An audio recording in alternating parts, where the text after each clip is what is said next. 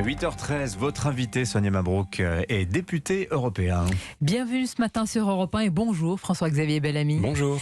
Tandis que le monde rend hommage à la reine dans une parenthèse sincèrement émue, la guerre, elle, ne connaît pas de parenthèse. Elle se poursuit sur le sol européen avec une contre-offensive, une poussée ukrainienne qui progresse notamment dans la région de Kharkiv. Est-ce que l'Ukraine peut gagner? Est-ce que Poutine peut perdre?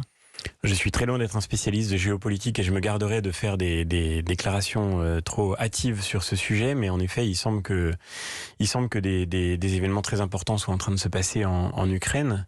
Et ce que j'espère, pour ma part, c'est que dans la résolution de ce conflit, nous verrons s'imposer le droit sur la force.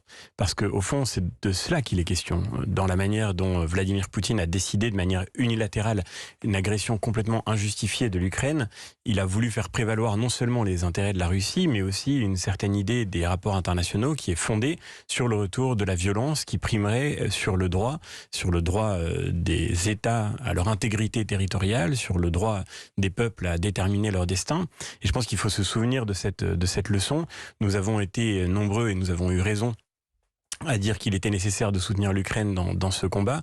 Il faut aussi que sur d'autres terrains, et je pense en particulier aujourd'hui à des lieux où là encore les plaques tectoniques géopolitiques sont en train de bouger très vite. Je pense par exemple à la frontière entre l'Arménie, le Haut-Karabakh et puis l'Azerbaïdjan. On voit qu'il y a des mouvements de troupes importants en ce moment, ces escarmouches qui se répètent provoquées par l'Azerbaïdjan. Et bien là aussi, et partout d'une certaine manière dans le monde, on a beaucoup parlé de Taïwan cet été, il faut rappeler ces principes fondamentaux du droit international que sont notamment l'intégrité territoriale des États et la liberté des peuples souverains de décider de leur destin. Je crois que l'Union européenne en particulier n'a pas le droit d'avoir des indignations à géométrie variable sur des sujets aussi importants. Guerre sur le terrain et bataille énergétique qui se poursuit. Est-elle due à la guerre en Ukraine, d'ailleurs cette crise énergétique, ou au choix de nos gouvernants en Europe et plus singulièrement en France également? En France en particulier, et là il y a évidemment une responsabilité immense de nos gouvernants et en particulier d'Emmanuel Macron et de ses gouvernements successifs.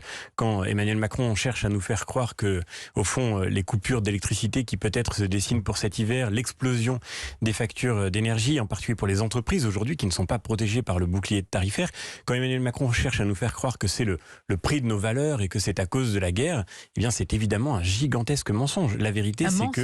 Oui, c'est un mensonge. Tout cela n'est pas lié à la guerre en Ukraine. Je peux vous en donner une preuve très simple, c'est qu'il y a 2 ans, au Parlement européen, j'ai été intervenu, mais je n'étais pas le seul, je ne veux pas m'en donner le mérite, mais j'ai été intervenu pour dire que nous allions connaître sur le sol européen, et en France en particulier, des coupures d'électricité et que nous allions connaître des pénuries. Elles sont arrivées plus vite que prévu, pas à cause de la guerre en Ukraine, à cause de l'état très dégradé de notre parc nucléaire aujourd'hui, à cause de la fermeture de la centrale de Fessenheim. Et moi je pense en particulier à tous les ouvriers, à tous les techniciens, aux ingénieurs de Fessenheim qui sont des gens qui travaillent avec un souci incroyable d'exigence et d'intégrité et qui doivent être écœurés aujourd'hui alors que la France va rentrer dans une période de grande tension sur le plan de son alimentation électrique, qui doivent être écœurés d'entendre le président de la République qui se défausse de sa responsabilité. C'est-à-dire, François-Xavier Bellamy, qu'en ce moment, quand il est dit que tout cela est dû à la guerre en Ukraine, que c'est le prix finalement que nous devons payer pour la démocratie, pour nos valeurs, vous dites que c'est un mensonge, c'est le mot que vous avez utilisé. Oui, c'est un mensonge. Bien sûr, évidemment, la guerre crée une tension sur l'approvisionnement énergétique de l'Union européenne. C'est une certitude, c'est un fait. Mais d'abord, cette guerre, elle devait être anticipée comme faisant partie des événements qu'il faut toujours avoir en tête. Quand la France a construit depuis maintenant plus de 10 ans, sa stratégie énergétique en ne donnant aucune marge à son système énergétique. C'est-à-dire, au fond, notre système, il fonctionne sans avoir aucune marge de sécurité. Eh bien, c'était irresponsable de se projeter dans un monde où on n'aurait jamais à faire face à des événements de cette nature. Et deuxièmement, encore une fois, je le redis, si nous allons manquer d'électricité cet hiver, ce n'est pas du tout à cause de la situation en Ukraine. Si nous allons manquer d'électricité, c'est parce que le président de la République, depuis maintenant... D'accord, mais quand on regarde dans le rétroviseur, vous pointez du doigt Emmanuel Macron, mais j'ai en tête François Mitterrand qui a fermé la centrale de Plogoff, Lionel Jospin qui a fermé Superphénix, François Hollande qui a entamé la fermeture de Fessenheim. Emmanuel Macron va achever ce projet, mais il faut répéter ça, c'est très important. Quand Emmanuel Macron dit sur Fessenheim qu'on ne vienne pas me chercher, eh bien je crois que c'est très très grave, parce qu'en réalité, c'est sa responsabilité. Tous ceux qui suivent ce sujet vous diront, et c'est une certitude absolue, que la centrale de Fessenheim, au moment où la décision de sa fermeture est confirmée par Emmanuel Macron, était en état de fonctionner et qu'il aurait pu la maintenir. Donc je dis seulement qu'il aurait dû assumer le choix qu'il a fait et l'assumer très tranquillement, en assumant même, pourquoi pas, de s'être trompé. La politique se grandirait à reconnaître parfois ses erreurs. Et par ailleurs, fermer des centrales, ça n'est pas du tout un problème. Évidemment, il faut fermer des centrales, on ne peut pas les prolonger indéfiniment, à condition de s'inscrire justement dans une vraie planification de la reconstitution des capacités perdues. Depuis des années, nous fermons des capacités pilotables sans en ouvrir d'autres. François-Xavier Bellamy, et aujourd'hui, parce que l'urgence, là, vous parlez de planification à long terme. L'Union européenne, la Commission européenne plus précisément, veut plafonner les cours du gaz. Elle veut aussi un mécanisme pour plafonner les revenus des producteurs d'électricité, mais ils ne sont pas d'accord sur la faisabilité. Le principe est OK, et pas la faisabilité. Il faut prendre en urgence des mesures pour éviter l'envolée des prix de l'énergie. Je le redis, aujourd'hui, vous avez des entreprises, moi j'entends de partout, j'étais dans le Beaujolais il y a quelques jours pour la fin des vendanges, j'entends des agriculteurs, des arboriculteurs, j'entends des entreprises, des petites entreprises industrielles qui sont face à l'explosion de leur facture d'énergie et qui vont faire faillite, qui vont mettre la clé sous la porte si on ne fait rien. Donc il faut agir évidemment dans l'urgence. Mais sur le moyen et le long terme, la chose la plus importante, ça n'est pas d'abord de prendre des mesures de marché. Vous, aux manettes, qu'auriez-vous fait avec la situation qui est la nôtre ? Il faut bien sûr, effectivement, prendre des mesures pour plafonner les prix de l'énergie, pour empêcher leur envolée et pour empêcher aussi la spéculation qui accompagne la crise que nous connaissons aujourd'hui. Mais sur le long terme, on aurait tort de se concentrer sur la question du marché. Le sujet n'est pas la réforme du marché, même du marché européen. Le sujet, c'est la production énergétique. Si vous régulez le marché, vous pouvez décider ce que vous voulez, vous pouvez décider de fixer des prix arbitrairement, mais si vous n'avez pas assez de production, eh bien vous n'empêcherez pas la réalité des tensions qui vont exister cet hiver, mais qui vont durer aussi pendant les années qui viennent, à moins que nous ne prenions des mesures urgentes pour relancer notre capacité de production d'énergie. Le débat sur le nucléaire fracture la classe politique française, un peu entre droite et gauche, sauf pour le communiste Fabien Roussel, défenseur devant l'éternel, si je puis dire, du nucléaire. Et ce n'est pas le seul sujet qui le différencie des insoumis et socialistes. Je voulais vous faire réagir ce matin, François-Xavier Bellamy, puisque le leader communiste a provoqué un tollé avec un déferlement de critiques en défendant la gauche du travail face à la gauche des allocs à la fête du Luma. Vous lui apportez votre soutien politique ? En tous les cas, je crois que Fabien Roussel, par la tempête qu'il provoque, nous donne l'occasion de voir le symptôme de toutes les folies de la gauche. Une gauche qui a complètement perdu sa boussole. Sur le nucléaire, vous l'évoquiez, mais aussi sur le travail. Cette gauche ne défend plus le travail. Or, ça a été le grand legs historique de la gauche que de défendre la dignité du travail. Et moi, je crois que Fabien Roussel touche du doigt un problème dramatique dans notre pays lorsque il montre, par les réactions qu'il suscite, que la gauche aujourd'hui préfère défendre les allocations sociales que le travail. C'est une folie. Parce que le travail, ça n'est pas seulement le moyen de subvenir à ses besoins. Le travail, c'est ce dans quoi nous pouvons accomplir nos propres talents, ce dans quoi nous pouvons nous réaliser, à condition que le travail soit humain, précisément. Et ça, c'est le rôle du politique, de garantir que les conditions de travail soient humaines et dignes. Mais dans ce cadre-là, le travail est un lieu dans lequel on se réalise. Alors, dans lequel quelle gauche il incarne, Fabien Roussel, en disant cela ? Mais il incarne ce que la gauche aurait toujours dû être, c'est-à-dire la gauche qui défend précisément Certains lui disent la que c'est la dignité droite des travailleurs. dans ce cas-là. Mais je ne vois pas en quoi ce serait être de gauche que de condamner des gens à vivre toute leur vie de l'assistance. Et cette situation dans laquelle nous sommes aujourd'hui, c'est celle qui plombe notre pays, c'est celle qui plombe sa souveraineté, notre capacité de maîtriser notre destin. Aujourd'hui, rendez-vous compte, vous avez toute la gauche unie qui s'attaque à Fabien Roussel pour défendre les allocations sociales, alors que dans notre pays, il y a 3 millions de chômeurs, 3 millions de chômeurs au sens de Pôle emploi, 3 millions de chômeurs, Sonia Mabrouk. Et moi, j'entends partout, dans les vignes du Beaujolais, il y a 2 jours, comme dans la moindre entreprise de France, chez les artisans, des commerçants, j'entends partout le même cri, je n'arrive pas à recruter. On n'arrive plus à recruter dans ce pays. On manque de bras partout. On manque de travailleurs partout. Eh bien, la gauche, dans cette situation, elle choisit de défendre un modèle fondé sur la consommation, alimenté par les revenus de l'aide publique, financé par le déficit, plutôt que de nous permettre de retrouver le sens de la dignité du travail et de ce que le travail apporte, encore une fois, à une existence humaine. Écoutez, c'est pas la littérature de droite. Lisez Proudhon. Mais je dis à tous mes amis de gauche, lisez Proudhon. Le travail, c'est ce par quoi l'être humain s'accomplit. Alors évidemment, il faut un système d'aide sociale pour ceux qui ne peuvent plus travailler, bien sûr. On en a évidemment besoin. Il faut un système d'aide sociale pour ceux qui sont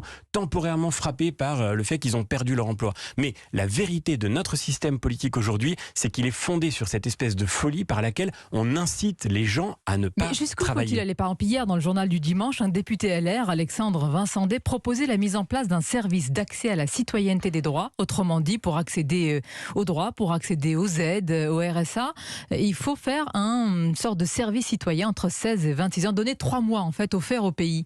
Vous êtes pour Il va y avoir, ce mécanisme-là. un sujet majeur parce qu'il va y avoir une réforme de l'assurance chômage bientôt qui va être discutée au Parlement.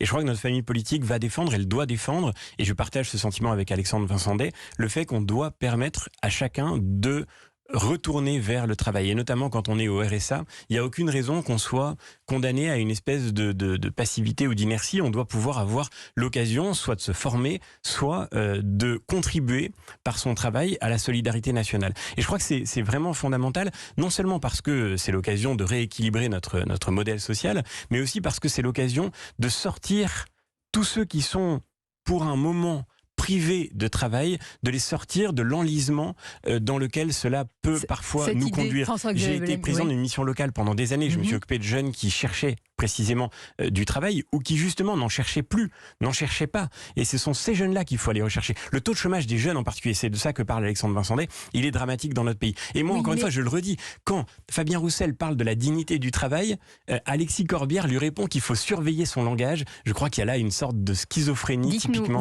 Vous ne lui donnez pas un peu le baiser de la mort politique ce matin en le soutenant au micro d'Europe 1? Mais non, mais Fabien Roussel est communiste. Écoutez, je ne partage pas son opinion, je ne soutiens pas Fabien Roussel. Je dis seulement qu'il est le symptôme. Vous n'avez pas à vous justifier. Par sa déclaration. Non, mais effectivement, on a des désaccords majeurs avec Fabien Roussel, mais par la lucidité de son diagnostic, il montre à quel point. Parlons des alliances. Elles peuvent être parfois entre droite et gauche, elles peuvent être aussi entre droite classique et droite radicale. Disons, est-ce que vous regardez ce matin ce qui se passe en Suède attentivement? Bien sûr. Qu'est-ce que ça vous inspire? Je rappelle qu'il y a des élections législatives, que la coalition entre droite classique et droite radicale est en passe peut-être de conquérir ensemble le pouvoir. Après, je crois, 7 ou 8 années de gauche, ça peut être un exemple pour la droite française? En tous les cas, pour la droite française, il y a un objectif qui est majeur, c'est de réussir à rassembler de nouveau tous les électeurs de droite. C'est pas ma question, François-Xavier, mais les électeurs... Je vous réponds très directement. Je suis au Parlement européen tous les jours, donc je vois à quel point les systèmes électoraux sont complètement différents. Nous n'avons pas en France, d'habitude, des coalitions. On ne se présente pas aux élections avec des coalitions. Vous avez perdu 3 fois au présidentiel. Est-ce qu'à un moment, vous dites que c'est pour ça que je vous le redis, Sonia Mabrouk, très clairement, le défi pour la droite française, c'est aussi un enjeu de l'élection interne qui nous attend dans quelques semaines. Le défi pour la droite française, c'est de réussir à réunir de nouveau tous les électeurs de droite. Et moi, oui, Monsieur Bellamy, je l'ai déjà dit à votre micro. Là, vous me faites de la langue de bois. Je m'en doute qu'il faut réunir les électeurs de droite, mais pour réunir ces électeurs de droite, comment parler à tous ces électeurs? Est-ce que vraiment vous dites ce qui se passe en Suède, ça ne peut pas, ça n'arrivera pas en France, il est impossible de travailler avec une droite plus radicale? Non, mais encore une fois, en France, nous n'avons pas du tout l'habitude des coalitions. On ne se présente pas ensemble à des élections, ce que font nos voisins La gauche européens. et la NUPES l'a fait. Non, la NUPES ne l'a pas fait. Elle s'est présentée à l'élection présidentielle avec chacun son candidat. Et ensuite, ils ont construit une alliance parlementaire, mais ça n'a rien à voir avec ce qui est en train de se passer en Suède. La réalité de la situation en Suède, comme celle qui se déroule en Italie, comme le système électoral par exemple en Allemagne, tout cela est complètement différent de notre culture politique en France. Donc nous avons le devoir de reconstruire notre famille politique. On ne va pas commencer en disant qu'on se dilue, qu'on se dissout quelque part. Où est votre mais projet? ce qui compte, c'est de réunir tous les électeurs de droite et pour ça, d'avoir un projet qui soit enfin fidèle à ce qu'attendent les électeurs. Mais avec qui? Alors, vous avez choisi de soutenir Bruno Retailleau. En quoi est-il davantage l'homme de la situation qu'Éric Ciotti à vos yeux? D'abord, soutenir un candidat, ça n'est pas critiquer les autres, surtout dans une élection interne. Je pense que Bruno Retailleau a la grande qualité d'être capable de faire le travail intellectuel de refondation indispensable à la droite. Parce que vous posez la question du comment. Et moi, je crois que la question du comment pour la droite en France, ça n'est pas d'abord un sujet d'appareil, ça n'est pas d'abord un sujet de construction électorale. Il faut, avant que les élections en arrivent, que nous reconstituions notre proposition sur le plan des idées. C'est le sujet fondamental. Et le deuxième enjeu majeur, et moi je soutiens Bruno Retailleau parce qu'il est capable de faire cela, c'est de rendre la parole aux adhérents de la droite et pas seulement aux adhérents, aux électeurs qui attendent d'être représentés par la droite. Ce sont des phrases qu'on entend depuis vous êtes jeune, hein, mais depuis une vingtaine d'années.